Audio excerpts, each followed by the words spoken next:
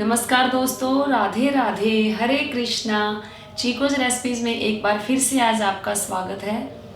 तो काफ़ी दिन हो गए आपको कोई वीडियो नहीं मिल रही है और आपको जो आपके सवालों के जवाब की वीडियो भी नहीं मिली क्योंकि मेरी तबीयत ख़राब थी, मेरा गला भी ख़राब था। आपको लग ही रहा होगा गला तो मेरा अभी भी ख़राब है।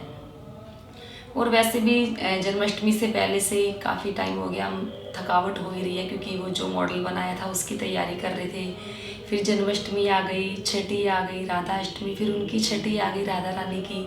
तो कुल मिलाकर मतलब कि काफ़ी टाइम से मैं बिज़ी थी और मुझे थकावट भी बहुत हो रही थी। तो थोड़ा सा मुझे रेस्ट चाहिए था और कुछ गला भी ख़राब था। अगर गला साथ देता तो वीडियो आपको ज़रूर मिलती।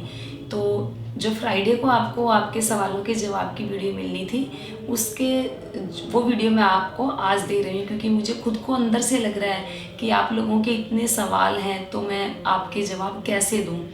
तो चलो कोई नहीं, गला आज भी मेरा ख़राब है तो आपके सवालों के जवाब की वीडियो आपको आज मिल रही है। और सबसे पहले आपको मैं ये बताना चाह रही हूँ कि जो मेरा YouTube परिवार है 3 लाख का तो हो ही गया है, तो क्यों ना जल्दी से मिलकर हमें उसे 5 लाख का कर देना चाहिए। तो अब तक आपने अगर मेरे चैनल को सब्सक्राइब नहीं किया है तो प्लीज़ जल्दी से जाकर मेरे चैनल को सब्सक्राइब करें और जो साथ में आपको जो बेल आइकन नज़र आ रही है उसको टैप भी ज़रूर करें ताकि जो हमारा YouTube परिवार है वो और भी बड़ा हो जाए और हमें और आपको और भी अच्छी अच्छी वीडियोस देखने को मिले, ठाकुर जी की रेसिपी। और या जैसे आप लोग बोल रहे हैं कि मैम आप अपने लाइफस्टाइल पर भी वीडियोस बनाया करें, तो हो सकता है आगे आगे आपको वो वीडियोस भी मिले।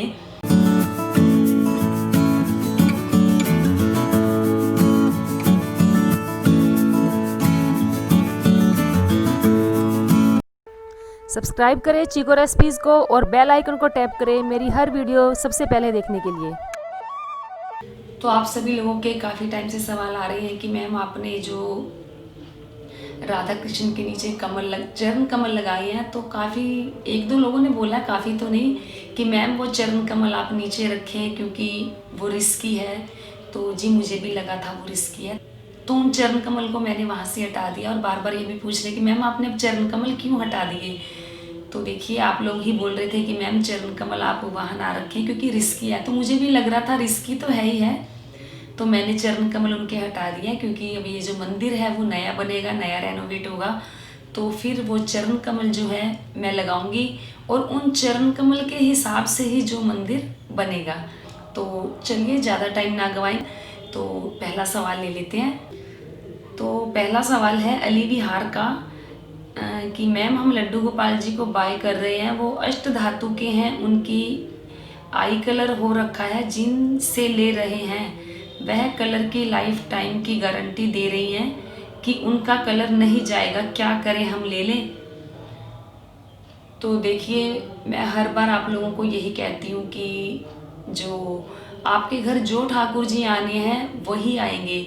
हाँ ये ज़रूर होता है कि अगर आपने एक बार जो विग्रह देखा है उसको देखते ही आपको लगेगा कि ये ले ले, तो मेरी नज़र में आपको वही विग्रह ले लेना चाहिए।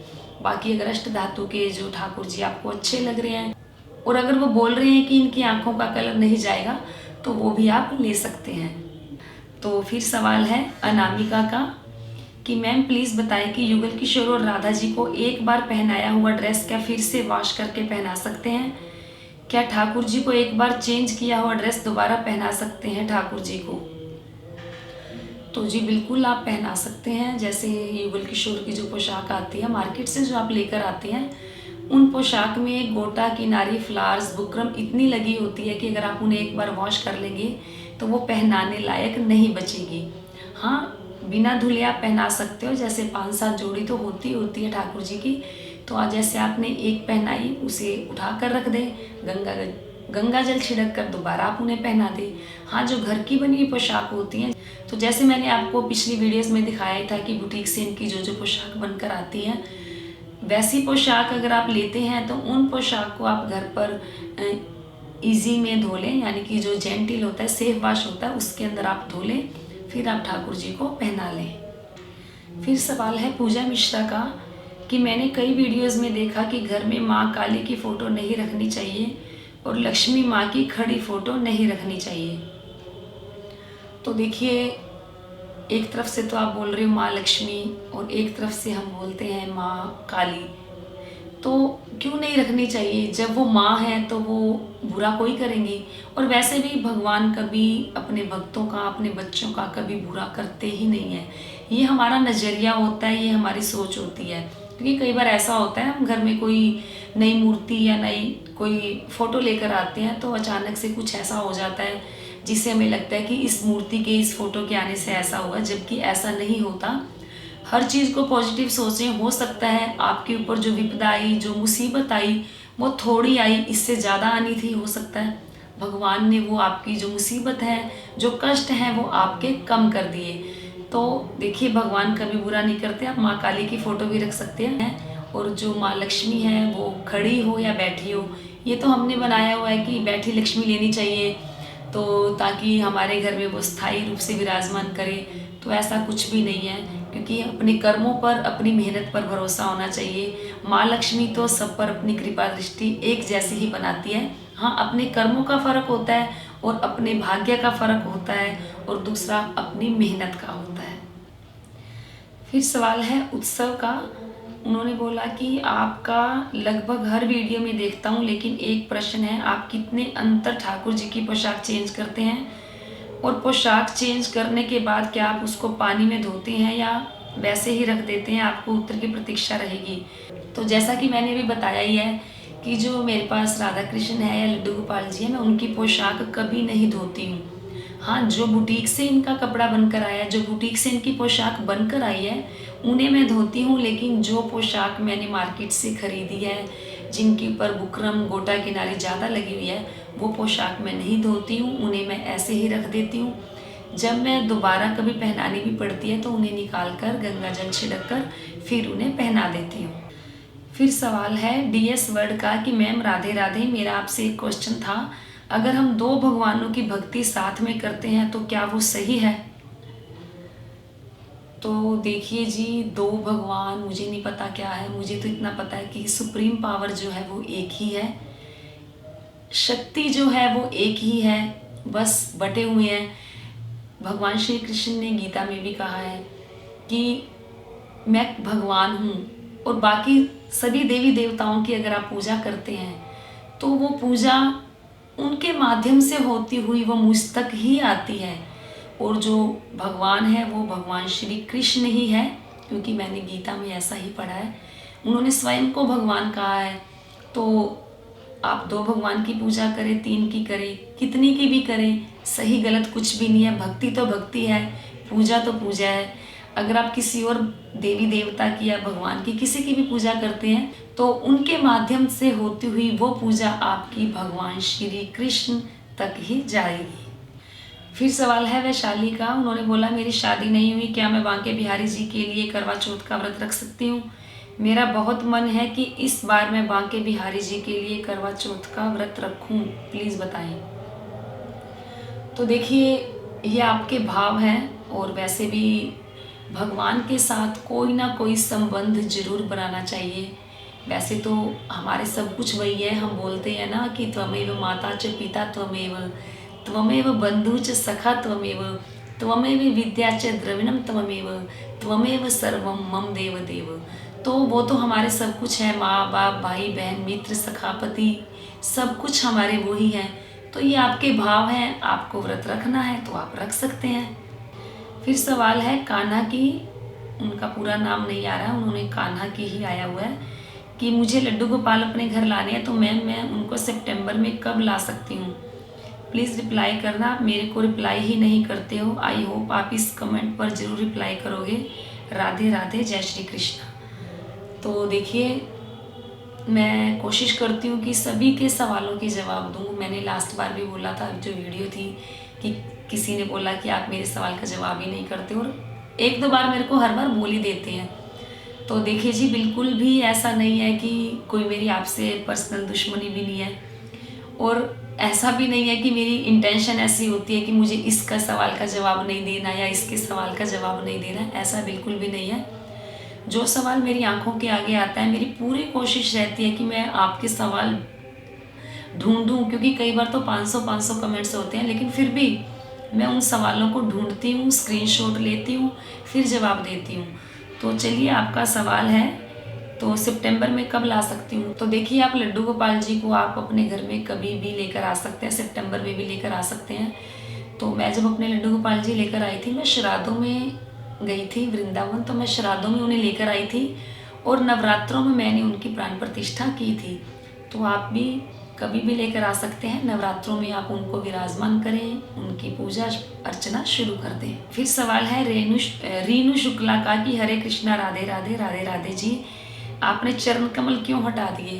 तो देखिए, मैंने अभी बताया ही है कि आप लोगों में से बोला था कि चरण कमल पर ठाकुर जी को विराजमान करना ऐसा रिस्की है, क्योंकि मैंने उनको लकड़ी जो थोड़ा ऊपर जो उनका सांचा बनवाया हुआ था उस पर विराजमान किया था।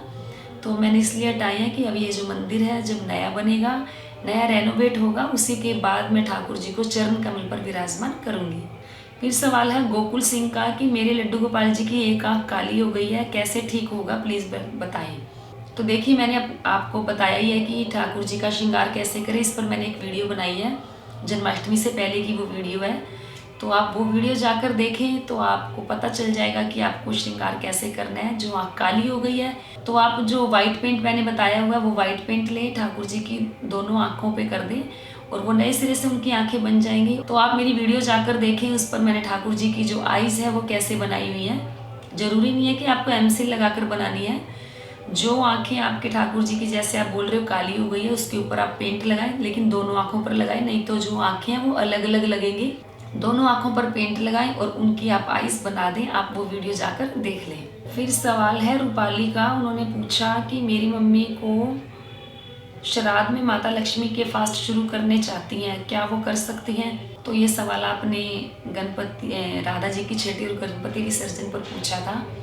तो उसके बाद तो क्वेश्चन आंसर की वीडियो आई नहीं, क्योंकि मेरी तबीयत ख़राब हो गई थी।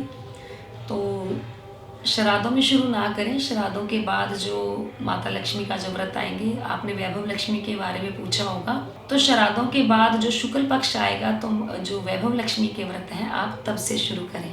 फिर सवाल है अनीता अग्रवाल का कि आपने अपने गोपाल जी का श्रृंगार करना कहीं से सीखा है या श्रृंगार करते करते आ गया। तो देखिए, क्योंकि मुझे मेहंदी लगानी आती है तो इसलिए मुझे थोड़ा सा आइडिया है कि कैसे श्रृंगार किया जाता है।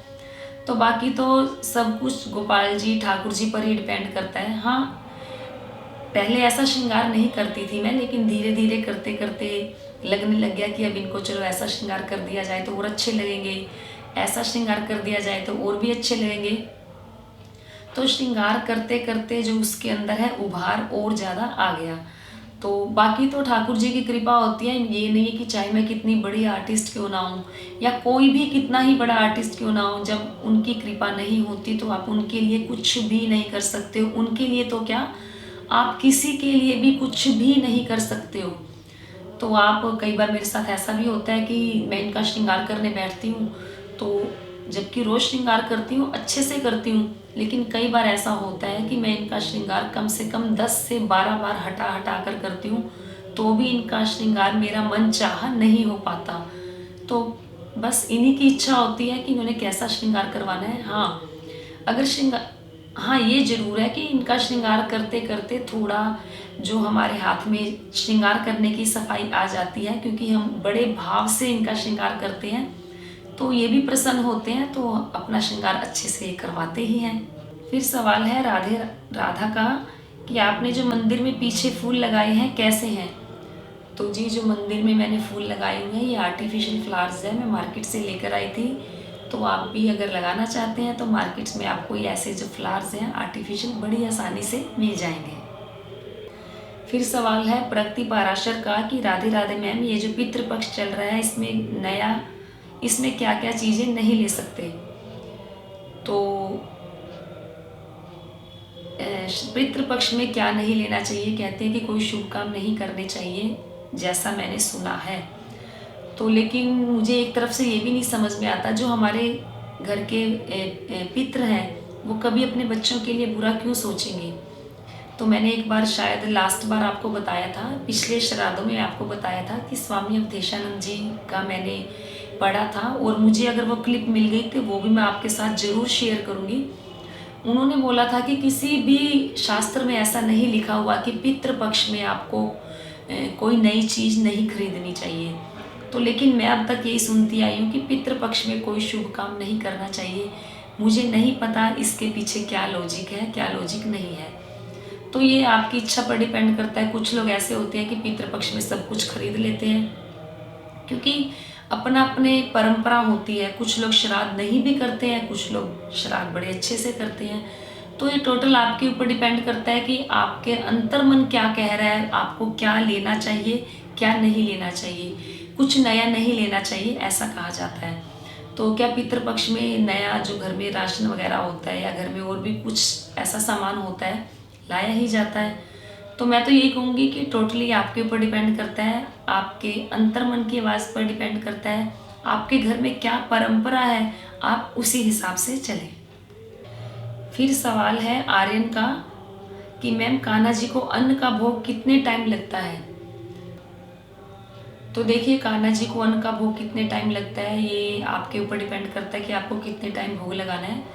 मैं जो अन्न का भोग लगाती हूँ, मैं सिर्फ सुबह लगाती हूँ, यानी कि सुबह उनको दूध मिलता है, फ्रूट मिलता है, या घर में कोई मिठाई है ड्राई फ्रूट से उसका भोग लगता है।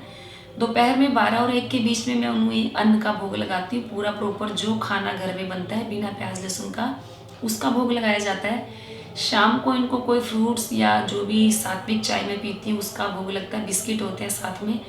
रात को मैं इनको अन्न का भोग नहीं लगाती हूँ। तो आप इनको जैसे करना चाहे वैसे कर सकते हैं। कुछ लोग दोनों टाइम ही अन्न का भोग लगाते हैं। तो आप देखिए आपने इनकी जो सेवा है कैसे शुरू करनी है। जैसे आप इनकी सेवा शुरू से शुरू करेंगे, यानी कि स्टार्टिंग से आप इनकी जैसे सेवा करेंगे आपको फिर वैसे ही करनी पड़ेगी। फिर सवाल है मानवी का कि आपसे आप लड्डू गोपाल जी को कौन सी चाय पिलाते हो और हमें वो ना मिले तो कोई और पिला सकते हैं क्या मैम, प्लीज़ रिप्लाई करना। तो देखिए, कहते हैं कि ठाकुर जी को चाय का भोग नहीं लगाया जाता, लेकिन कुछ लोग चाय का भोग लगाते भी हैं, क्योंकि वो उनके अपने भाव हैं। वो अपने गोपाल जी को अपना बच्चा समझते हैं या अपने घर का एक परिवार का हिस्सा ही समझते हैं। क्योंकि जब गोपाल जी को हमने अपने घर में विराजमान किया है, अपने घर में लेकर आए हैं, तो वो हमारे परिवार का हिस्सा तो है ही है।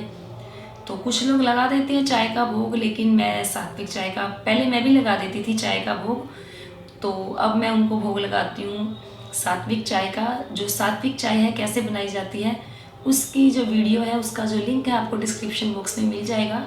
उसमें जो भी सामान है वो आपको बड़ी आसानी से मार्केट में मिल जाएगा। और वो जो चाय है वो पिएंगे तो आपको अच्छा भी लगेगा, क्योंकि उस चाय में सभी जो हर्ब्स हैं, आयुर्वेद की वो चाय है, आपके जो कुछ प्रॉब्लम्स होती है शरीर में, जैसे एसिडिटी बनती है, गैस बनती है, वो नहीं बनेगी। और सबसे ज़्यादा अच्छी बात तो ये है कि उसका आप ठाकुर जी को भोग लगा सकते हैं। फिर सवाल है अनीता रावत का कि मैम लड्डू गोपाल जी को भोग लगाया जाता है, उस भोग का क्या करना चाहिए। तो जी, गोपाल जी को जो भोग लगाया जाता है उसको हमें थोड़ी देर ठाकुर जी के पास रखें। उसके बाद उस भोग को जो आपने घर में भोजन बनाया है उसमें मिक्स कर दें, नहीं तो घर में आप जितने भी मेंबर हैं प्रसाद के रूप में उस भोग को खा लें। और फिर एक सवाल ये काफ़ी बार आ रहा था कि मैम आप ठाकुर जी के पास जो भोग लगाती हैं वो कम से कम 10-15 मिनट रखा करें, ताकि ठाकुर जी जो भोग है वो अच्छे से लगा लें, उसके बाद आप उस भोग को उठाया करें। उन्होंने बोला कि आप 1-2 मिनट में ही जो ठाकुर जी का भोग है उठा लेती हैं। तो देखिए जी, जो वीडियो होती है वो एडिट होकर बनती है, उसमें एडिटिंग की जाती है। तो अगर मैं 10 मिनट के लिए ठाकुर जी के पास भोग रख रही हूँ तो आपको 10 मिनट तक वेट करना पड़ेगा, और जो वीडियो है वो बहुत लंबी हो जाएगी। और वैसे भी जो भगवान है वो दृष्टि भोग लगाते हैं, तो उनके दृष्टि भोग लगाने से ही वो प्रसाद बन जाता है। हाँ, वैसे आप 5 मिनट तक ठाकुर जी के पास भोग रखें, उसके बाद उस भोग को वहाँ से उठाएं और घर में सब प्रसाद के रूप में खा लें। फिर सवाल है नेहा का कि मैम ये बताएं कि क्या श्राद्धों में ऑनलाइन कुछ कपड़े परचेज कर सकते हैं क्या। तो जी, अगर मेरी नज़र से देखा जाए तो आप परचेज कर सकते हो, बाकी आप अपने घर में बड़ों की सुने, आपके घर में जो परंपरा है उसी हिसाब से चलें। फिर सवाल है मोनिका राणा का कि राधे राधे दी, मैंने जन्माष्टमी पर बहुत बार आपसे एक क्वेश्चन पूछा था, मुझे उसका रिप्लाई नहीं मिल पाया। कोई बात नहीं, लेकिन मैं आपसे दूसरा क्वेश्चन पूछना चाहती हूँ कि मैं युगल सरकार की जोड़ी लाना चाहती हूँ, तो किस दिन सबसे अच्छा होगा, नवरात्रों में या दिवाली पर? प्लीज़ दी रिप्लाई ज़रूर करें। तो देखिए, मुझे सबसे अच्छी बात आपकी ये लगी कि आपने गुस्सा नहीं किया, आप नाराज़ नहीं हुई कि मैंने आपके जो सवाल का जवाब नहीं दिया। तो देखिए, मेरी इंटेंशन ऐसी नहीं थी कि मेरे को आपके सवाल का जवाब नहीं देना। आपका जो सवाल था वो मेरी आँखों के आगे आया ही नहीं है। अगर आप उसे दोबारा पूछते तो हो सकता है वो मेरी आँखों के आगे आता, मैं आपके सवाल का जवाब देती। लेकिन फिर भी मुझे अब बहुत अच्छा लगा कि आपने कोई गुस्सा नहीं किया, कोई शिकायत नहीं की, कोई आप नाराज़ नहीं हुए। तो जो आप राधा कृष्ण का विग्रह लाना चाहते हैं, मैं तो यही कहूँगी कि आप नवरात्रि में लेकर आएँ, क्योंकि दिवाली तक आप उनकी पूजा सेवा करेंगी, अपने भावों से उनकी पूजा करेंगी, तो आप जो आपके भावों के जरिए उनके अंदर प्राण आएंगे और जो रूप आएगा वो देखने लायक होगा। और दिवाली पर अगर आप लेकर आएंगे तो दिवाली पर आपको उनको जल्दी जल्दी सब कुछ करना पड़ेगा, क्योंकि अगर आप दिवाली पर मंगवाएंगी तो दिवाली पर तो वैसे ही बहुत काम होता है। तो ठाकुर जी को अगर प्राण प्रतिष्ठा दिवाली पर करेंगे तो मुझे नहीं लगता कि आपको दिवाली पर करना चाहिए। मेरी नज़र में यही है कि आप नवरात्रि में लेकर आएँ और नवरात्रि में ही आप उनको अपने घर में विराजमान कर सकते हैं। फिर सवाल है पूजा साहा का कि गोपाल जी को दिन में एनी टाइम टच कर सकते हैं? लड्डू गोपाल जी को छूने के लिए ड्रेस चेंज करना पड़ता है हर टाइम? तो देखिए, ऐसा कुछ भी नहीं है कि आपको गोपाल जी को छूने के लिए पोशाक चेंज करनी पड़ेगी। मैं हमेशा यही कहती हूँ कि आप अपने भावों से पूजा करें, उनकी अपने भावों के जरिए, अपने पवित्र मन के जरिए उनसे उनकी पूजा करें, क्योंकि जितना ज़्यादा आप नियमों में बंधोगे आपके अंदर वो भाव आ ही नहीं पाएंगे। जैसे भी आपके सामने गोपाल जी बैठे हैं और वो बहुत प्यारे लग रहे हैं और आपको लग रहा है वो हंस रहे हैं, वो उदास हैं, तो आपका उनको छूने को मन करेगा। लेकिन भाव तो अभी आपके अंदर आए हुए हैं, लेकिन जहां आपने नियम उसके अंदर डाल दिया कि नहीं मुझे पहले स्नान करके इनको छूना चाहिए, तो उस वक्त की जो फीलिंग होगी स्नान करने के बाद हो सकता है आपके अंदर वो फीलिंग ना हो। तो आपने जो कहते हैं ना गोल्डन चांस, एक वो आप मिस कर देंगे। तो ऐसा नहीं है कि आपको हर बार उन्हें छूना है तो स्नान करके ही छूओगे। दिन में कई बार ऐसा होता है कि 10 बार भी उनको छूने को मन करता है, तो क्या आप 10 बार स्नान करोगे? ऐसा नहीं है। जब भी आपका उनको छूने का मन करे आप उन्हें छुएं, उन्हें लाड करें। तो ये थे आपके सवालों के जवाब, लेकिन आप सभी के सवालों के जवाब नहीं है ये। तो पार्ट 2 के आपके सवालों के जवाब की वीडियो आपको रात को 9 बजे तक कोशिश करूँगी मिल जाए, अगर तबीयत मेरी सही रही तो। उम्मीद करती हूँ आपको मेरी आज की वीडियो काफ़ी दिनों बाद जो मिली है ज़रूर पसंद आई होगी। तो लाइक करें, शेयर करें, लेकिन हाँ प्लीज़ आप चैनल को सब्सक्राइब करना बिल्कुल ना भूलें और साथ में जो आपको बेल आइकन नज़र आ रही है उसको टैप आप ज़रूर करें। तो बस आज के लिए इतना ही, फिर मिलते हैं एक नई वीडियो के साथ। राधे राधे, हरे कृष्णा।